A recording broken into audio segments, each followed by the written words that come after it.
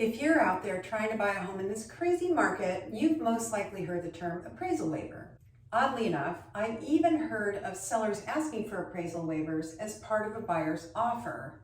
But I'm here to tell you, that's not really the way it works. It's not really an ask and you shall receive kind of a deal.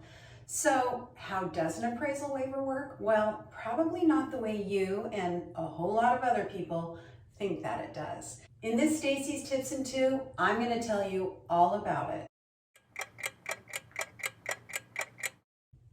Mortgage lenders will almost always have an appraisal done by an independent third-party appraiser who inspects the home and then uses other criteria to determine the market value.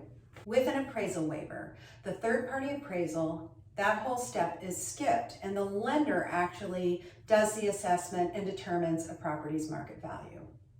The lender has to run the home address and critical buyer financials through the Fannie Mae or Freddie Mac underwriting software.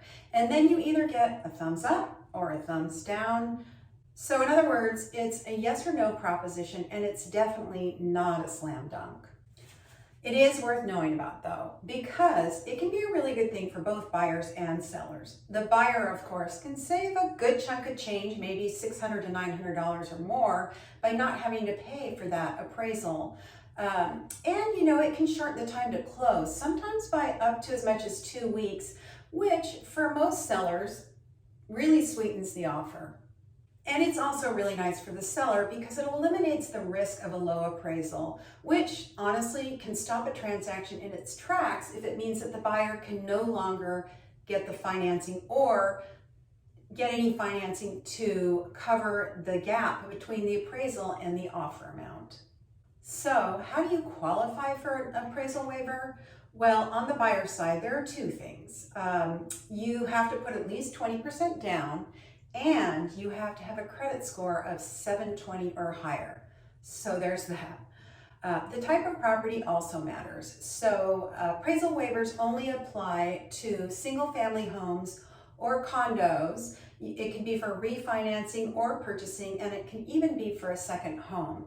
But manufactured homes, co-ops, multi-unit properties, and even new construction homes, believe it or not, don't actually qualify. And the type of loan matters too. So appraisal waivers really only apply to conventional loans. So no jumbo loans, no VA loans, FHA loans, or other loan types, just conventional loans.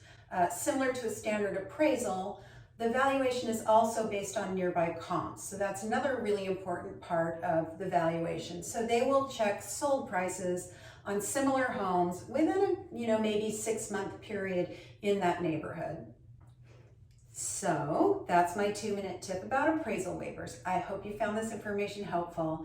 And please do let me know if you have any other real estate questions that I can answer by leaving a comment, by phone, by text, by email. I'd just love to hear from you. Thank you for watching.